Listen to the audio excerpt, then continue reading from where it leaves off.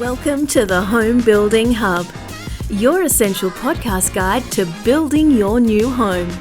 Hosted by industry experts Colin Bischoff and Darren Brennan, this conversational podcast will help better educate you about all things new home building so you can avoid costly mistakes and enjoy your building experience to the fullest, no matter which home builder you choose. G'day folks, Colin here from the Home Building Hub. Welcome to another episode. I'm here with Darren Brennan, co-host as always. And today, guys, what we're going to do is we're going to give you the top 5 expenses that you need to budget for after your home is built. Okay, so there's a list there, Darren. We've just got 5, for example. There's probably a few more around, but I guess we just want to highlight to people just to be prepared for these things over and above your building contract in most cases. Okay, so we'll kick off on that one. Tell us how you are first, Daz. Going well? Going real well, Cole. Real well. I think this is a really cool episode again, just to, people get caught at times, they forget about some of this stuff. They're not well educated on some of this stuff. It's not necessarily always spoken about, when they're signing up for a home. So it's good to be aware and not be caught on the hop, and it is depending on, where you're at in your journey of life, I guess. Sometimes it can be really tight. You buy a house and you just end up struggling to get a number of those items covered when you move in. And, we see it, one of them on here is blinds. We'll come back to that. But, you see newspaper on the windows, and then you see newspaper on the windows for a couple of years. And that can get and I think there is a little less of that. I think it's become better handled these days by most people, and it's probably more affordable options. But that would be a great example of the things we're talking about. But, mate, why don't we get straight into it? What I would like to say is, if you're enjoying the podcast, please leave us a 5-star review. Does us great things. That's the fee. So jump in and pay it forward for us. Leave us a 5-star review and share the podcast with at least one friend. We'd really appreciate that. And it'll hopefully spread the news and help people along the way, that they're not caught in the same way as others are by being well educated. So, if you're new to this podcast also and you want to get to know myself or Darren a bit better, just jump back to episode 1 where you learn a bit more about us, who we are and what we do and how we do it. So, yes, Darren, number 1 on the list of top 5 expenses to budget for is fencing, and that includes gates. So wing fence, which is the fence that connects the gate to the side, and they've got to be installed as per estate requirements. Okay, so I'll talk a little bit about fencing. Everyone knows what a fence is, but one thing to factor in, I guess, when you're looking at the type of fence in a certain estate, they will dictate to you what fencing needs to be installed. So the most common fence, I guess we all understand, is just that old school timber fence, right? That's just a timber paling fence. But most estates these days don't actually accept that, 1.8 meters high, etc. Most estates will jump up to one of 2 options. One is a colour bond fence, which is the metal colour bond fence requirement. And the other one, which I find is more common, Darren, is actually what's called capped timber paling fencing. And exposed posts. Okay, so it just looks a little bit nicer, and it's basically got a flat surface on the top, which is what the capping refers to, and it just costs a little bit more. Okay, so when it comes to fencing, in our case, we offer full turnkey items, so we include this sort of stuff. But most builders you go through display villages, you'll find probably the majority won't include fencing and won't include landscaping, which would be the next item. Now, one thing I want to highlight, Darren, about fencing is, depending on who you're going through, in most cases, you don't pay for the full share of the fence. You really are responsible for the half share of the fence. Okay, so what that means is, if you have a builder like us who includes it, your half is covered, okay, not the neighbour's half. So in the event that we can't get a hold of your neighbour and they can't contribute their half of the fence, you will be paying for their half separately, which is not priced up front. It's something that you will have to get priced down the track. You'll have to pay for it, and then you'll go around to your neighbour's door, you'll knock on and say, hello, you owe me 50% of the fence. Here's the invoice that I paid. Now, whether that's through a company like ours, or you're doing it directly with a fencing company yourself, they will attempt to contact the neighbour, usually a few times. And there's sort of special permission. You can jump onto a council, that's you only, can jump onto a council website, type in the name, like your details, and it will give you the name, usually the first initial, and then the surname, and then the address of your neighbouring properties, of the, oh, I nearly knocked the water bottle over, of the, like your neighbour's details, and you'll be able to give that to your fencing company, and they can issue a letter saying, hey, contribute the 50% base. Okay, so that's one definitely. I think that all day, every day, Darren, that's something to be factored in. If fencing's already up, you can expect that knock on your door instead. Okay, so just be mindful of that. Please be aware and factor fencing and gates in. And some estates do also include fencing, which is great. So when that's the case, awesome. But that may not include those wing fences, so you could be up for that cost. Just worth being mindful of. The other bit I was going to say with your fences is there is definitely an obligation upon the person who owns that block to pay for their half share, but there is a process to follow. So you do have to you can look up fencing regulations and they'll tell you what that process is to make sure that you've notified them that you want to put the fence up and stuff.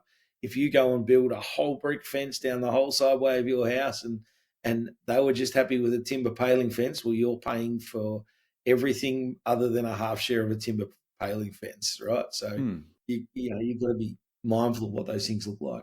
So number 2, Cole, is landscaping, including your letterbox and clothesline, driveways, pathways, retaining walls potentially, depending on what your builder's done.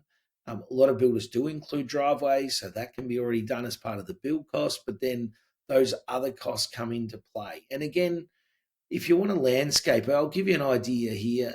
If you want your landscape to look just like a display home, then expect to spend between 50 and 150 grand, and that's without a pool. Right? So I want to make it really real for you. If you want it to look just like a display home, and we're talking decks and water features and all these amazing things, going to cost a lot of money.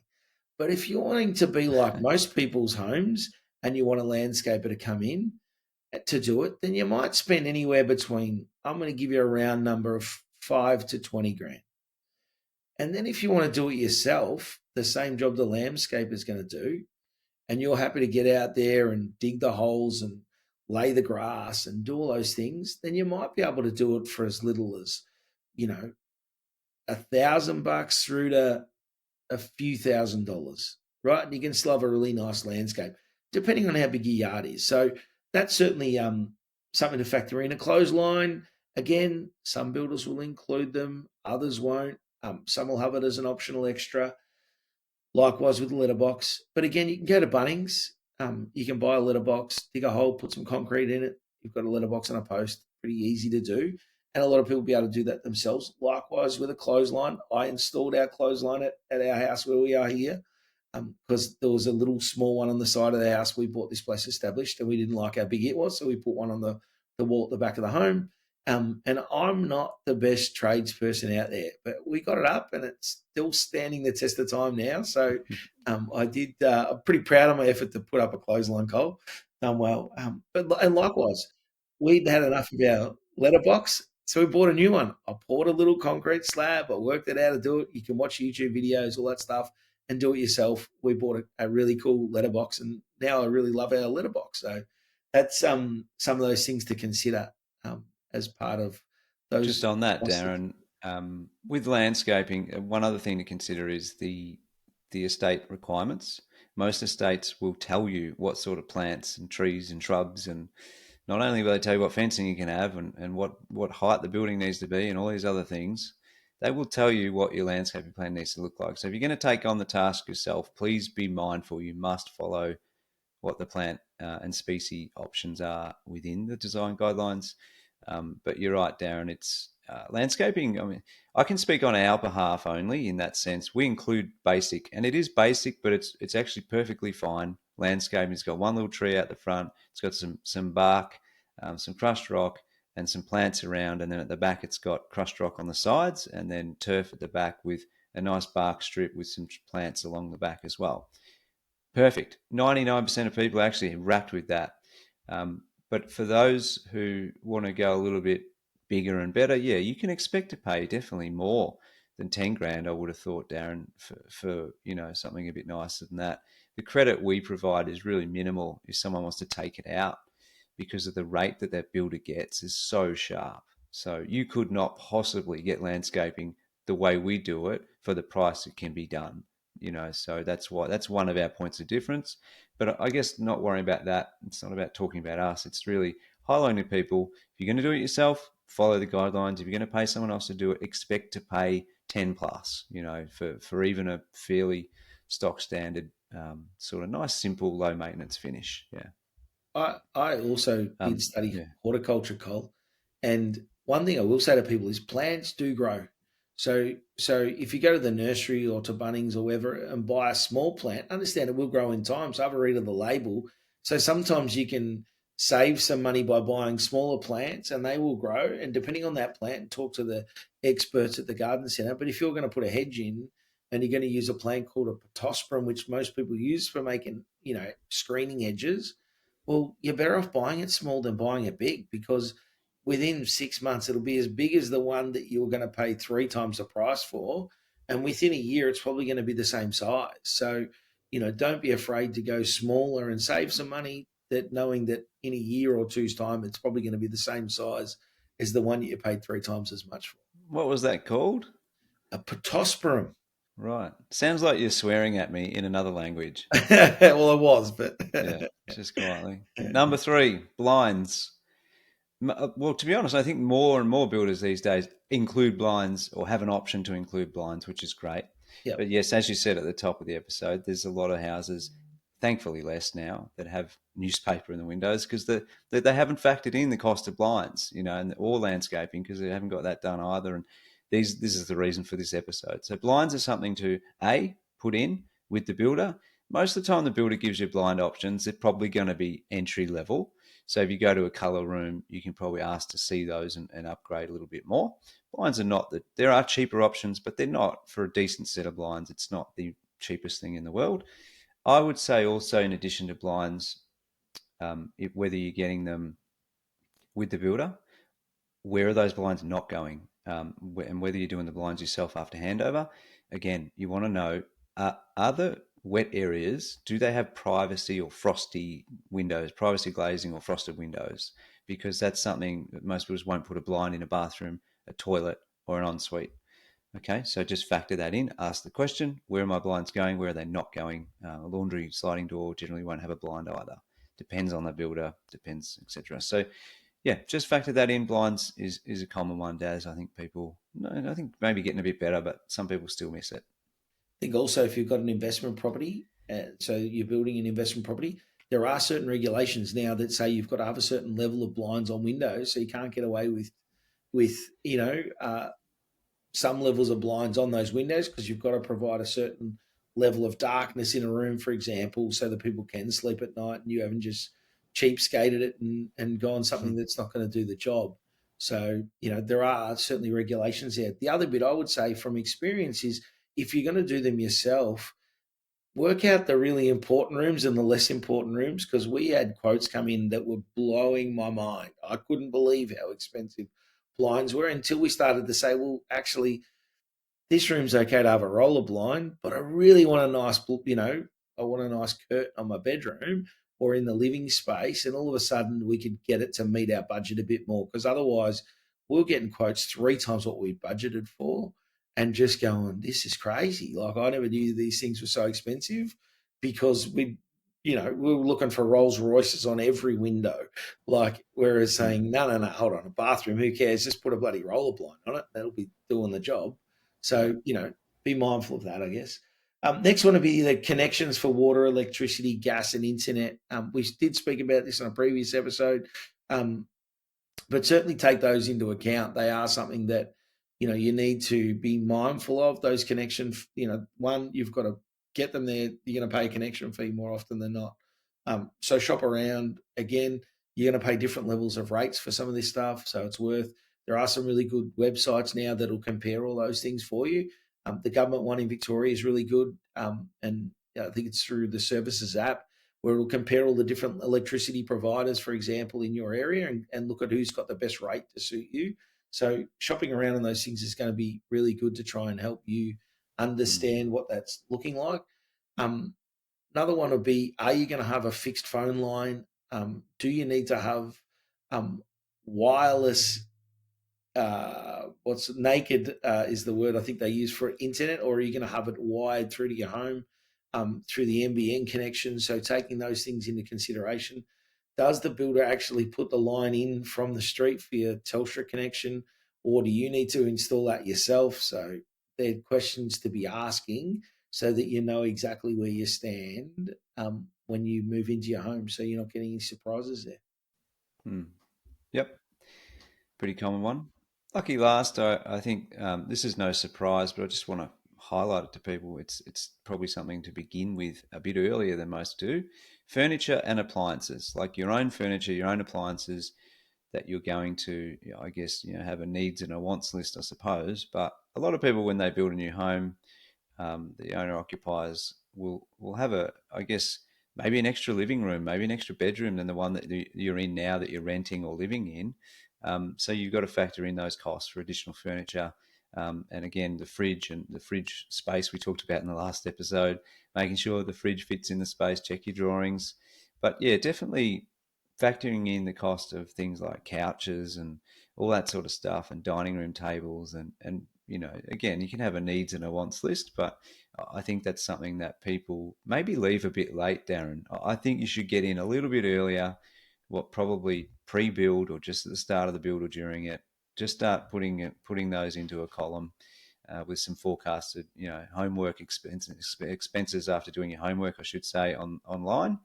And yeah, that's probably the fifth one. It's a real simple one. You think it's a no-brainer, but you'd be surprised how many people don't think about it too much. They just, the house is going to be built, it's finished, and they thought about a few things, but not really. Yeah, like think about the layout, go through your plans. How's it going to function? What are you going to put there? And some of those things will be, look, let's get that in 3 or 6 months, and you just tick that off 3 or 6 months. 12 Yeah. months or now. Yeah. With your furnishings and stuff, it's worth shopping around, and it's also worth considering secondhand if it's tight on your budget. And I've got a great example.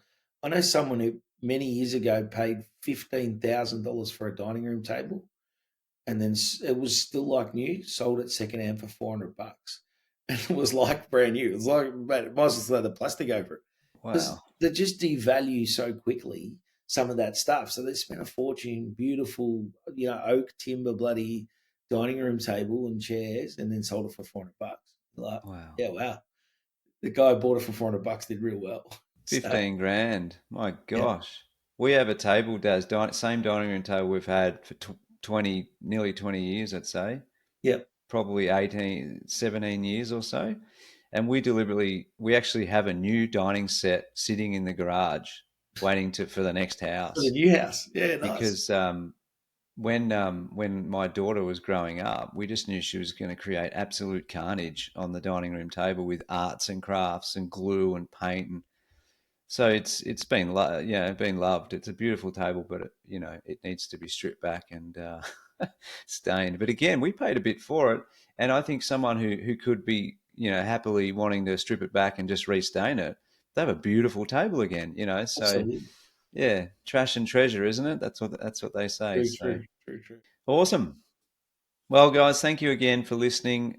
We hope you've enjoyed those sort of top 5 expenses just to help you budget a little bit better for those. If you like what you hear, jump on, leave us a 5-star review on the platform you're on. Again, if you want to learn a bit more about Darren and myself, jump back to episode 1. And of course, any feedback or questions, go to homebuildinghub.com.au and select contact us.